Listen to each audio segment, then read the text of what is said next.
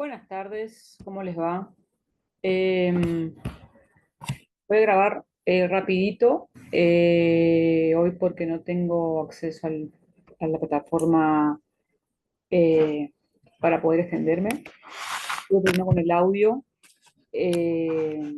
así que los voy a hacer rapidito y para ir, no dejar de dar la clase, vamos a hacerlo rapidito. Bueno, hoy tenemos para dar... em, todo lo que es la parte legal, la tercera pata que es la legal, la tercera triada que es la legal, vieron que vimos lo que es informática, seguridad, estuvimos hablando de informática forense, la gerencia de la información, y este es un último capítulo eh, que vamos a ir viendo. Voy a tratar de hacer lo más sintético posible, si bien las clases están preparadas para un poquito más de tiempo. Bien, bueno, vamos a ver hoy Convenio de Budapest, es una norma, que es una norma internacional, es un convenio internacional. Después tenemos la ley 59.094, luego tenemos la ley 4431. Bien, bueno, ¿qué les traje yo hoy para empezar la clase? La hipotética caso, ¿qué es lo que sucede? Supongamos que se comete un fraude a través de una página de pago online. La víctima hizo una compra desde Chile y a través de un portal hosteado en México, pero aquel que la engañó para hacerse ese pago se encuentra en España. Además, tanto la víctima como el estafador mantuvieron varias conversaciones por un servicio de chat, el cual pertenece a una empresa norteamericana. Bueno, la víctima realiza la denuncia por fraude en Chile, por un delito que se está tipificado, o sea, hay una normativa que puede contrarrestar esto. Pero este delito en sí se cometió en España, desde España, y la evidencia está dividida entre México y Estados Unidos.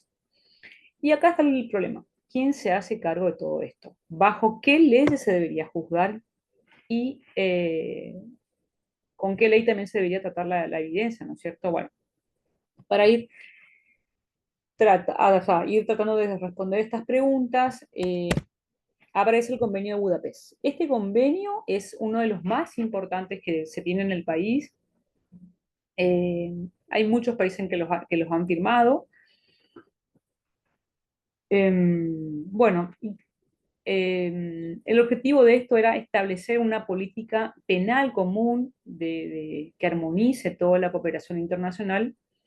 Se hizo en 2001, fíjense que te pasó mucho tiempo, donde el Comité de Ministros del Consejo de Europa sancionó el Convenio de Budapest. ¿Mm? A partir de esta, una de las tantas problemáticas que se planteaba, vamos a decir, en Europa.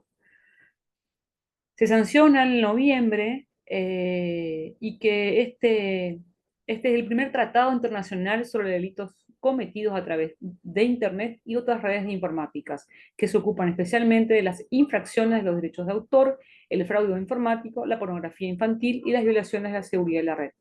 También contienen una serie de poderes y procedimientos como la búsqueda de redes informáticas y la intercepción. Fíjense que esto engloba prácticamente lo que nos está sucediendo a nosotros acá, vamos a decir en Latinoamérica o Sudamérica, para ser más precisos, y que a ellos ya, digamos, hace bastante tiempo, ya, digamos, ellos estuvieron sufriendo y a raíz de esto aparece este convenio. Bien, ¿qué establece este convenio de Budapest? Tiene 4 capítulos en los que además se define una serie de terminologías en común, establece 3 ejes esenciales eh, para hacer, digamos, frente a todo el tema de delitos informáticos. El primer eje habla del tema de delitos informáticos y tiene como objetivo establecer un catálogo de figuras dedicadas a penar las modalidades de criminalidad informática, es decir, en este capítulo se trata o se definen los delitos y se los clasifica en 4 categorías. Los delitos que tienen tecnología como fin, que son aquellos que atentan contra la confidencialidad, integridad o disponibilidad de la información, por ejemplo, el daño informático, acceso ilícito a un sistema, etc. Los delitos que tienen a la tecnología como medio, que se refiere a delitos ya conocidos que se cometen a través de un sistema informático.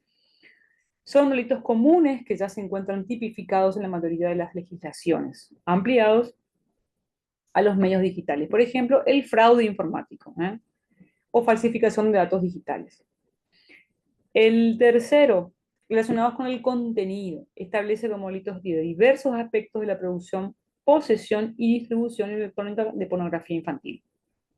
Y por último, los delitos relacionados con infracciones a la propiedad intelectual, que eso se refiere a la reproducción y difusión de Internet de contenidos protegidos o por derechos de autor.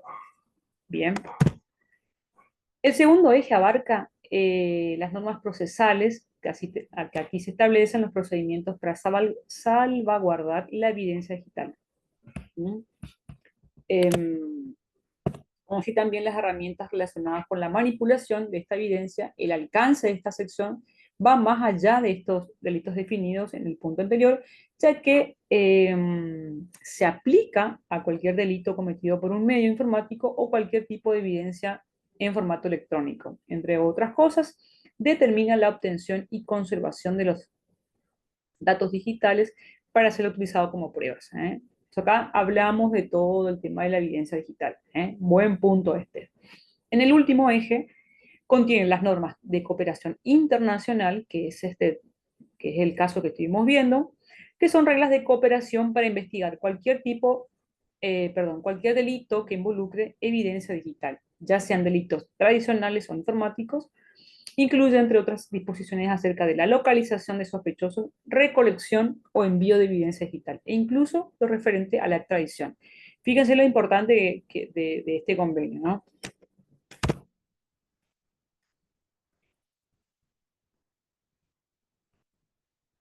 Bien, aplicar el convenio. Para que se aplique el convenio, se requiere un proceso legal, penal, ágil y eficiente, con esfuerzo organizado por parte de los países. Este capítulo, lo que se establece en este capítulo, es que existe una red de 24/7, un punto de contacto en el que debe funcionar 24 horas por 7 días de la semana, y asegurar una rápida asistencia entre las partes. Supongamos que se comete algo en España con Paraguay y, por así decirlo, en Paraguay con España. Entonces tiene que haber, digamos, de ambos lados el punto de contacto. Bien. De esta manera, y según se define en el preámbulo del convenio, la armonización en ciberdelincuencia se logra ¿por qué? ¿Se logra a través de qué? Tipificando las conductas de delitos informáticos similares en todos los países, unificando normas procesales de cualquier delito que tengan evidencia digital, y a través de una cooperación internacional similar y armónica en todos los países. Y acá hay algo bastante interesante, donde en Paraguay existe la ley 59994, que aprueba la Convención sobre la Ciberdelincuencia y el protocolo adicional al convenio sobre ciberdelincuencia relativo a la penalización de los actos de índole racista y xenofóbicos cometidos por medio de sistemas informáticos. Bueno, acá les traje el fragmento de la ley que dice, bueno, que se aprueba el artículo 1, se sanciona, que se apruebe la Convención sobre la Ciberdelincuencia adoptado por el Consejo de Europa en la reunión que se hizo, digamos, en el 2001. Y el protocolo adicional al convenio sobre ciberdelincuencia relativo a la penalización de actos de índole racista y xenófoba cometidos por medio de sistemas informáticos. Bueno, fíjense cómo esta ley lo que hace es aprobar este convenio y tomarlo como ley. Fíjense la importancia de esto. Luego aparece la ley número 4439 del 2011, siguiendo todo esto. En cuanto a la regulación de este fenómeno, en el 2011 fue aprobada la ley 4439, que modifica y amplía los artículos mejor conocida como la Ley de Delitos Informáticos, y de esta manera se adapta la legislación penal nacional a los estándares mínimos establecidos en lo referido al convenio. En este entendimiento, lo que la ley hace es modificar 3 artículos del Código Procesal, el Código Penal, perdón, relativos a la pornografía de niños y niñas y adolescentes, sabotaje de sistemas informáticos y estafas mediante sistemas informáticos. Y a su vez introdujo 6 nuevos tipos penales que se tratan a continuación. Bien, ¿vieron la importancia?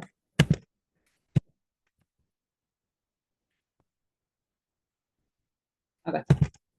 Acceso indebido de datos, preparación de acceso indebido e interceptación de datos, acceso indebido a sistemas informáticos, a la instancia de la falsificación de tarjeta de crédito, débito y otros medios electrónicos de pago.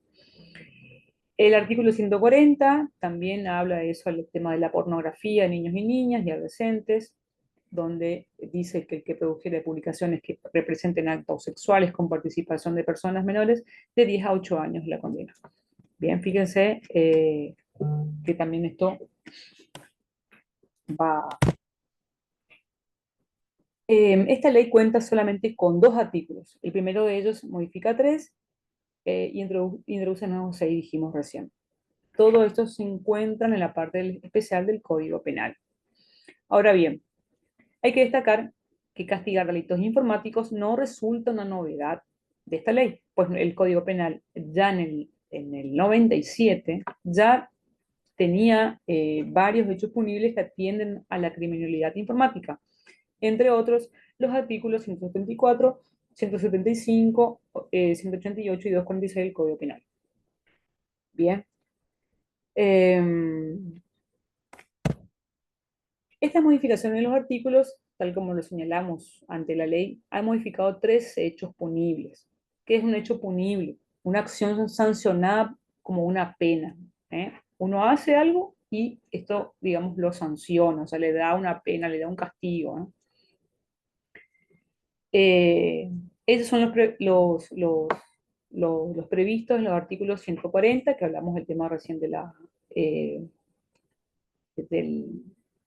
del abuso, 175, 188 del Código Penal. En el caso del primero de los artículos, es la versión ya de una ley que estaba anteriormente, y los otros 2 casos se trata de las versiones originales del Código Penal del 97. Bueno, ya hemos visto, como le dije recién, hacia la pornografía relativa a los chicos, niñas y niños, el 140, y la modificación de este artículo tuvo 3 puntos. El primero, se reformuló el número del inciso 1. Bueno, y acá hay una serie de cositas, vamos a decir, más ya muy legales que quizás vamos a pasar por alto, y me voy a centrar más en lo que me gustaría que ustedes sepan. Acá también en el segundo y por último, ¿no es cierto? En el segundo punto también hubo eh, se introdujo se le dio más penalidad, se le dio más pena, ¿eh? Por ejemplo, dar acceso a los niños menores de 14 años, tanto publicaciones como espectáculos conforme, bueno, fíjense que este punto también es importante, ¿eh? Y por último, se deroga el inciso 6 que estaba, y cual establecía que los condenados por comisión de derechos punibles no podrán ser beneficiados con el régimen de libertad condicional. Entonces, fíjense que hay varios puntos que trae esta modificación en esta ley. Bien. Luego hablamos de sabotaje informático en el artículo 175. Fíjense cómo le cambia de nombre, pasa a denominarse de sabotaje de computadora a denominarse sabotaje de sistemas informáticos. También amplía el alcance del tipo, elimina el requerimiento de los datos que sean de importancia. Eh, Fíjense cómo la ley también se empieza a ya actualizarse estas modificaciones. El 88 habla de estafa mediante sistemas informáticos, donde el anterior era, por ejemplo, operaciones fraudulentas por computadora, ahora se rebautiza como estafa mediante sistemas informáticos. ¿eh? Acá también habla de que la modificación más significativa que se hizo es la inclusión de un inciso 3, el cual prevé un castigo de conductas consistentes en actos preparatorios de los tipos penales señalados en el inciso 1. Por último, se adiciona un el inciso 4, que está vinculado estrechamente al anterior, que prevé casos en los cuales se elimina la punibilidad y se le colabora en evitar que los actos preparatorios se consuman. Como les digo, por ahí hay acá algo bastante, digamos, terminología y lenguaje muy judicial, quizás que se puede ir viendo con más tiempo. Lo mío tampoco no es que soy abogada y por ahí hay cosas que en la interpretación se puede, digamos, dar a confusión. Em, Se introducen 3 artículos, por ejemplo, el Código Penal se introducen los artículos 146b, C y D, 174b, 105b y 248b. La primera observación que se hace es que algo de técnica legislativa, le dan la letra B, ¿viste? Y es importante destacar que los países que utilizan letras para convertir un número de un artículo a otro inician con la letra A. Además, el artículo original queda siempre en el número sin agregar letras. Así, por ejemplo, en el presente caso, los nuevos artículos debieron haberse llamado 146A. Bien. Acá hay unos comentarios que le voy dejando, como se fue nombrando en el Código Penal, y que deberían corregirse. Acceso indebido a los datos, esto también es un hecho punible, o sea, que tiene pena, cubre una laguna de punibilidad en el fenómeno denominado hacking, que afecta el ámbito de la inviolabilidad del ámbito de vida y la intimidad de un individuo. Dicho de una manera más sencilla, el acceso indebido de datos sería una versión electrónica de violación de domicilio prevista en el artículo 141 del Código Penal. ¿Eh? Eh, Bueno, acá también da un ejemplo. Si un sujeto ingresa a revisar mi cuenta bancaria vía internet, debido a que logró descifrar mi contraseña de ingreso, sería una conducta que podría asumirse ya en el artículo tal. Eh, bueno, fíjense cómo esto es lo que trae, digamos, el artículo perdón, el artículo 3, que es acceso indebido a los datos, perdón, el artículo 146 del Código Penal, perdón. Está también el C, interceptación de datos, que esto lo trae 146C. ¿Eh? También hay un problema de redacción. Acá, por ejemplo, cuando hay una interceptación de datos, se le da una pena privativa de libertad de hasta 2 años y con multa, cuando el hecho es castigado con una pena mayor por otro precepto. Así que fíjense cómo ya hay conceptos y quizás el análisis del Código Penal requiere una minuciosa mirada quizás de un abogado y que nos pueda ayudar también con todo esto. Eh, Acá seguimos. Eh, por ejemplo, merece una mención especial la cuestión de los programas informáticos que sirven para eludir medidas de seguridad, porque eso es famoso, famoso, famoso que se utilizan este tipo de programas para probar justamente si un sistema es seguro o no. Acá también hay un ejemplo del caso de una empresa que está parametrando después. Acceso indebido a sistemas informáticos. También este es otro artículo incorporado.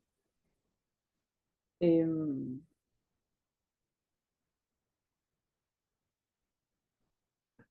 Fíjense, dice asimismo, este artículo introduce el elemento de sistemas informáticos, el nombre de sistemas informáticos, lo que dentro de nuestro código penal se torna confuso. Bueno, se tiende a confundir los términos, por eso es.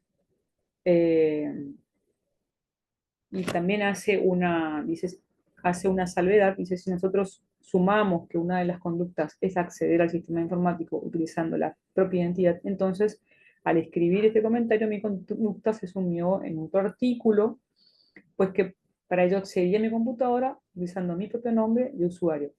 Entonces fíjense que son cuestiones muy finas para hilar, de acuerdo al caso, de cómo se accede, quién accede, si ya esta normativa no está violando otra normativa o se superpone, o sea, son cosas por ahí inconsistentes que se van dando cuando se va escribiendo o cuando se hace la legislación, en el sentido de, en este caso, por ejemplo, de un artículo.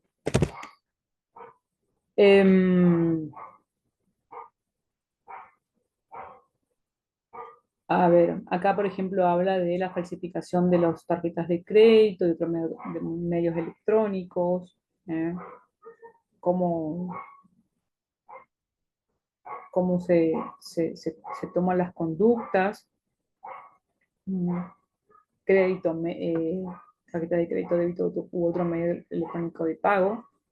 Tiene tipos penales, o sea, tipo de castigos que con la que puede eh, eh, castigarse o darle una pena.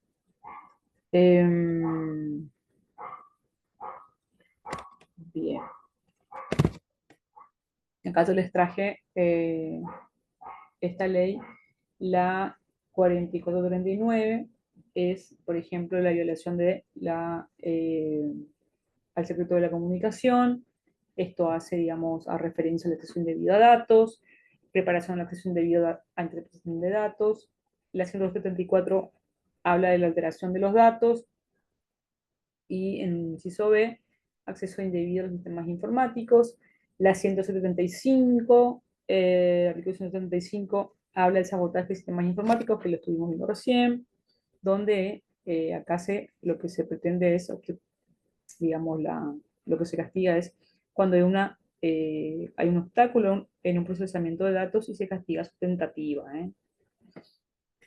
Entonces, esto es un mini resumen de esta ley, que es muy importante, que es una, digamos, autóctona del país.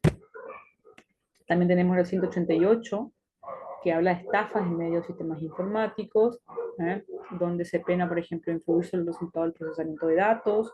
Esto puede ser, por ejemplo, para la ley de cuando hay elecciones. Se castiga la preparación del hecho punible también. ¿eh? Artículo 248, la falsificación de tarjetas de crédito o débito, o crédito, perdón. También hay otra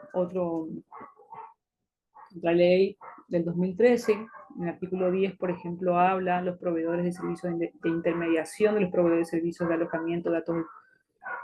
Fíjense que esto eh, también es así, tiene eh,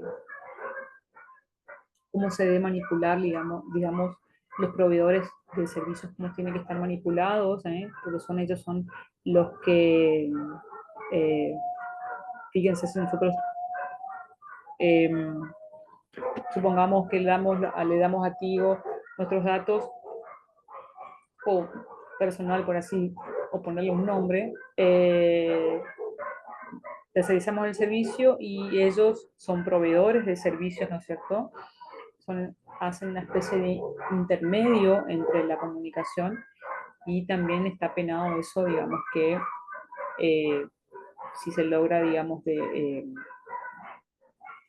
o ver algo del tráfico que hay entre dos personas, también eso está penado, fíjense.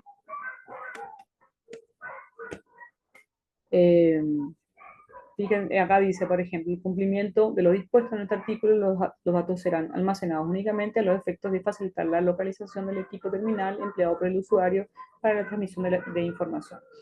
Entonces, fíjense que si uno se pone a pensar, eh, las compañías, la responsabilidad que tienen, los proveedores de servicios, las compañías de telefonía celular, las que también proveen Internet. Y entonces, todos los que, digamos, gobiernan de alguna forma, vamos a hablar de Internet. Entonces, ahí es donde se empieza a complejizar y cuando ocurre algún hecho, uno va viendo dónde, como siempre hablamos en las clases, dónde sucede y hasta dónde se puede llegar. Bien. Acá hay una aclaración que, que esta ley, la 4439, que es la que introduce, como les dije hoy, los delitos informáticos a la legislación nacional. Sin embargo, no se contempla expresamente el concepto de ciberdelito ni delito informático en ninguna parte de la ley, sino más bien define las distintas conductas delictivas en las que intervienen de alguna manera una actividad relacionada con las nuevas tecnologías de información y las comunicaciones. Se centra más en la protección mediante el derecho penal de datos y sistemas informáticos, excluyendo los delitos cibernéticos en general. Esto es una pequeña aclaración, esto ya se está trabajando. Vamos, yo voy a tratar también de ver cómo está esta ley en este momento, eh, para ver si hay algún tipo ya de actualización.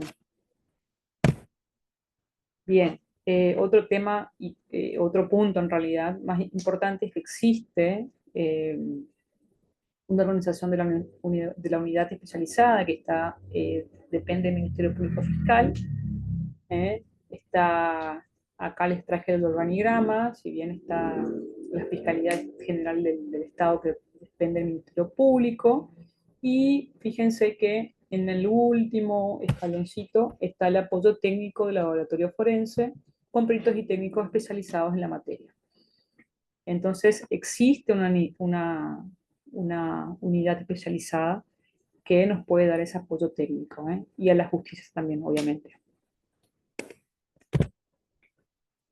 Bueno, el ministerio, por ejemplo, en su página web, si ustedes buscan o googlean, está la definición de delitos informáticos y los principales delitos informáticos investigados. Bien, los principales delitos informáticos investigados, y él habla acá según las resoluciones que se tienen, son de competencia exclusiva de la unidad que ellos crean, son los siguientes: acceso indebido a datos, interceptación, preparación al acceso indebido de datos, alteración de datos, acceso indebido a sistemas informáticos, sabotaje a sistemas informáticos, alteración de datos relevantes, falsificación de tarjetas de crédito y débito y estafa mediante sistemas informáticos. Fíjense que está basado en la ley, la 4439. Es prácticamente, digamos, está normada por esa normativa. Bien, la ley, para ir concluyendo, la ley 4439 es la que introduce los sistemas informáticos a la legislación nacional y vimos que ya no contempla expresamente el concepto de ciberdelito ni el delito informático en ninguna parte de la ley, sino más bien define las distintas conductas delictivas y las que intervienen de alguna manera en una actividad relacionada con las nuevas tecnologías, la información y las comunicaciones, las TICs. Se centra en la protección mediante derechos penales de datos y sistemas informáticos, excluyendo a los delitos cibernéticos en general. Se ha cubierto, digamos, algunos vacíos punibles importantes que nos ha traído las TIC, el uso de las TIC, pero todavía hay mucho por hacer en el tema jurídico, informático, como el tema de los datos personales, ciberdelitos, eh, entre otros. Bien, bueno, le dejo hasta acá. Hay tarea en el campus. Eh, la idea es que ustedes puedan investigar qué hay de nuevo, si se está trabajando en algo. Cualquier info pueden ver en el MITIC. Eh, hay info en el MITIC, hay info en el CONACYT, algunas también páginas jurídicas. La idea es, la tarea es esa, que ustedes puedan tener conocimiento de lo que se está haciendo en Paraguay. Si vieron, ustedes vieron que está lo de Budapest, pero la ley esta, también fíjense que está la ley de telecomunicaciones, que también es muy importante, pero quizás son importantes, pero en lo que respecta en la actualidad los delitos, los ciberdelitos todavía no están siendo contemplados o, y hay mucho trabajo para hacer. Entonces la idea es que ustedes puedan investigar sobre eso. ¿Eh? Cualquier recorte, cualquier página web y un pequeño comentario. Esa va a ser la tarea para, para esta actividad. Bueno, hasta acá les dejo eh, y espero que estén muy bien. Hasta luego.